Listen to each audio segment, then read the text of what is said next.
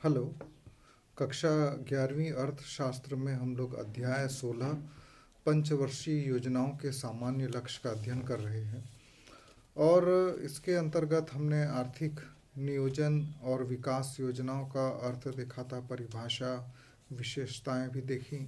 पिछले वीडियो में हम लोगों ने विकास योजनाओं के महत्व या आवश्यकता को देखा था और आज के इस वीडियो में हम लोग देखेंगे जो पंचवर्षीय योजनाएं हैं उनके जो सामान्य लक्ष्य हैं उसके बारे में देखेंगे। वैसे तो इन लक्ष्यों को दो भागों में बांटा गया है, एक दीर्घकालीन और दूसरे अल्पकालीन। तो इसका आज हम लोग अध्ययन करेंगे। भारत में नियोजन का आरंभ जो है पंचवर्षीय योजनाओं के रूप में किया गया। पिछले वीडियो में हम लोगों ने इसको देखा था।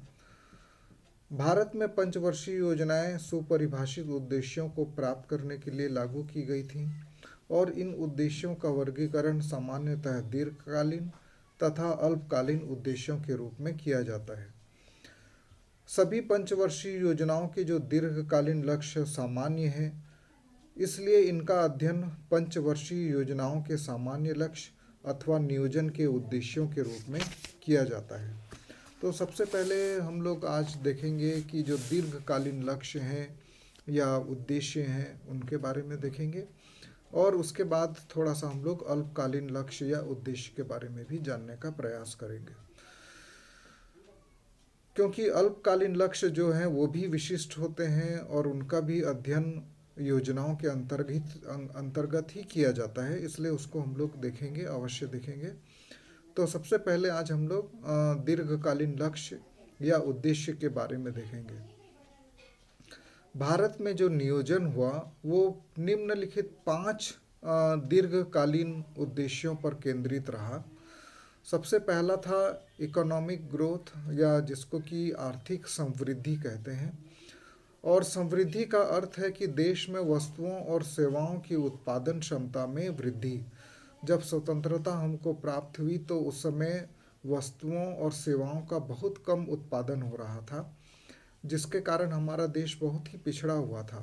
तो इनमें वृद्धि, ये हमारा लक्ष्य था दीर्घकालीन योजनाओं का। आर्थिक समृद्धि का अर्थ है राष्ट्रीय और प्रति व्यक्ति आय में निरंतर वृद्धि। अतः आर्थिक समृद्धि के लिए देश में वस्तुओं और सेवाओं की उत्पादन क्षमता में वृद्धि बहुत जरूरी था। अर्थव्यवस्था में उत्पादन क्षमता में वृद्धि लाने के लिए देश में उत्पादक पूंजी के भंडार तथा सहायक सेवा जैसे परिवहन, बैंकिंग आदि की सुविधाओं में वृद्धि आवश्यक है और साथ ही उत्पादक पूंजी तथा सेवाओं की क्षमता में भी वृद्धि बहुत जरूरी है। अर्थशास्त्र की भाषा में आर्थिक समृद्धि का परिमाणिक सूचक सकल घरेलू उत्पाद में निरंतर वृद्धि है, जीडीपी जिसको बोलते हैं, ग्रॉस डोमेस्टिक प्रोडक्शन बोलते हैं। जीडीपी एक वर्ष की अवधि में देश में हुए सभी वस्तुओं और सेवाओं के उत्पादन का बाजार मूल्य होता है। इस लाइन को आप लोग अंडरलाइन कर लीजिए और इसको लिख भी लीजिए कि जीडीपी क्या होता है। जीडीपी होता है एक वर्ष की अवधि में देश में हुए सभी वस्तुओं और सेवाओं के उत्पादन का बाजार मूल्य जीडीपी कहलाता है। यदि भारतीय जनता को अधिक समृद्ध और विविधतापूर्ण जीवन यापन करना है तो वस्तुओं और सेवाओं का अधिक उत्पादन करना बहुत आवश्यक है और इसी कारण हमारे जो योजना बनाने वाले थे, नियोजक थे, उन्होंने आर्थिक समृद्धि को भारतीय योजनाओं का सबसे प्रमुख उद्देश्य माना या सबसे प्रमुख लक्ष्य माना। दूसरा है पूर्ण रोजगार, फुल एम्प्लॉयमेंट। जैसा कि आप लोग जानते हैं कि हमारे देश में बहुत बेरोजगार थे, अभी भी हैं और निरंतर बढ़ते जा रहे हैं। लेकिन जब स्वतंत्रता प्राप्त हुई तो उस समय कुछ ज़्यादा ही बेरोजगारी थी, लोगों के पास रोजगार नहीं था, वो अपनी आजीविका कमाने का उनके पास कोई साधन नहीं था। तो इसलिए आर्थिक नियोजन का प्रमुख उद्देश्य जो उस समय था वो था पूर्ण रोजगार की स्थिति कायम करना, रोजगार प्रदान करना।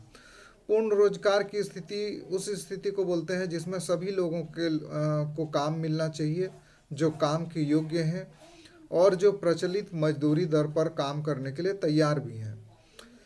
इसका अर्थ ये है कि देश में आर्थिक समृद्धि की प्रक्रिया में केवल कुछ धनी लोगों की ही भागीदारी नहीं होना चाहिए, बल्कि आम जनता की भी भागीदारी होना चाहिए।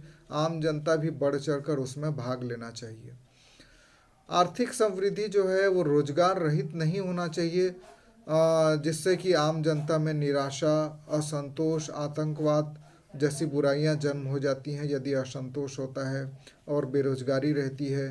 कितने ही देशों में हम लोगों ने देखा है, ऐसे अफ्रीका के कुछ देश हैं, अफ़गानिस्तान को ले लें, तो वहाँ पर बेरोजगारी के कारण बहुत ज़्यादा निराशा, असंतोष और आतंकवाद जैसी बुराइयां पनपती हैं। और रोजगार के अवसर बढ़ते हैं तो जनसंख्या को आजीविका के साधन प्राप्त होते हैं, साथ ही मानव शक्ति का भी बेहतर उपयोग हो पाता है। तो दूसरा लक्ष्य था पूर्ण रोजगार प्रदान करना। तीसरा लक्ष्य था न्यायोचित वितरण या समानता, इक्विटेबल डिस्ट्रीब्यूशन और इक्विटी। समानता से अभिप्राय आय में समानांतर वितरण से है, ताकि समृद्धि के लाभों का हिस्सा समाज के सभी वर्गों को प्राप्त हो। पूंजीवादी प्रणाली से उत्पन्न आय और संपत्ति के असमान वितरण को समाप्त करने के लिए नियोजन को अपनाया गया।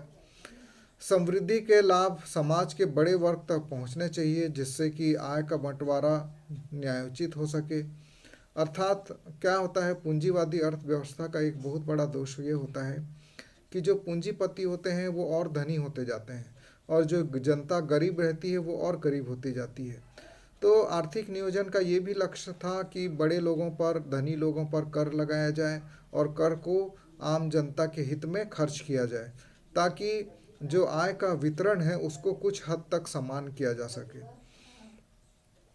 योजना आयोग ने आय में समानताओं के संदर्भ में अपनी नीति का उल्लेख सर्वप्रथम चौथी योजना में किया था, जिसमें आर्थिक समृद्धि के लक्ष्य की प्राप्ति पर इस आशा से बल दिया गया था कि इससे निर्धन व्यक्तियों को लाभ पहुंचेगा और धीरे धीरे आय में जो असमानता है वो कम होते जाएगी। तो इस प्रकार आय के न्यायोचित वितरण या समानता हमारा दीर्घकालीन लक्ष्य था, आर्थिक नियोजन का दीर्घकालीन लक्ष्य था। चौथा लक्ष्य था आधुनिकीकरण, मॉडर्नाइजेशन, क्योंकि जब हमारा देश स्वतंत्र हुआ हम लोग बहुत ही तकनीकी रूप से पिछड़े हुए थे, और आधुनिकीकरण का अर्थ है तकनीकी ज्ञान को आधुनिक बनाना। और आधुनिक युग आप लोग जानते हैं कि विज्ञान का युग है, और विज्ञान द्वारा सिखाए गए नए ढंग के फलस्वरूप खेतों और फैक्ट्रियों की उत्पादकता में बहुत वृद्धि होती है। भारतीय कृषि में हरित क्रांति, सूचना प्रौद्योगिकी क्रांति ने घरेलू उत्पादन की अवधारणा को व्यावसायिक बाहरी स्रोत प्रक्रिया के द्वारा पुनः परिभाषित किया है। तो आधुनिकीकरण भी हमारी दीर्घकालीन लक्ष्य था।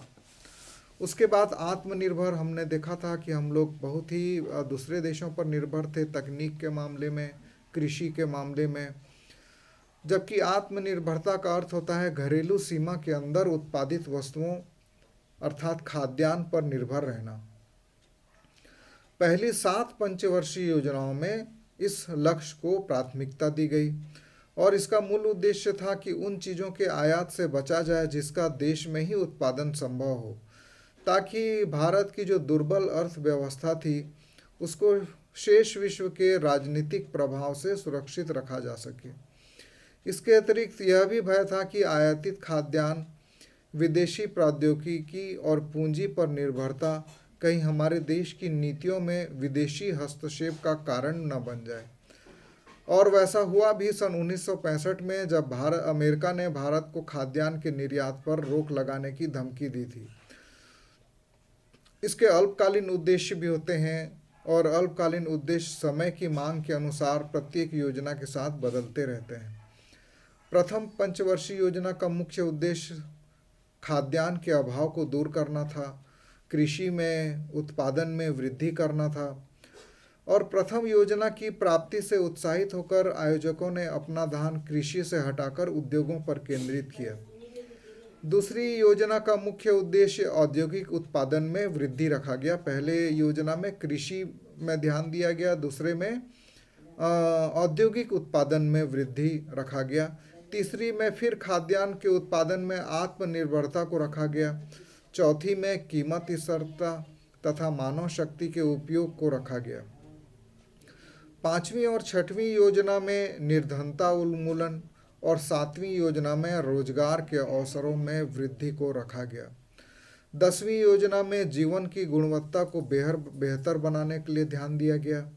11वीं योजना में उच्च कोटि के रोजगार का प्रजनन, पर्यावरण का संरक्षण तथा 12वीं योजना में तीव्र, सतत और अधिक सम्मिलित विकास व सकल घरेलू उत्पाद में वृद्धि पर बल दिया गया। तो इस प्रकार आज हम लोगों ने देखा कि जो हमारी दीर्घकालीन लक्ष्य क्या हैं और अल्पकालीन लक्ष्य क्या हैं, जो कि विकास योजनाओं के अंग हैं।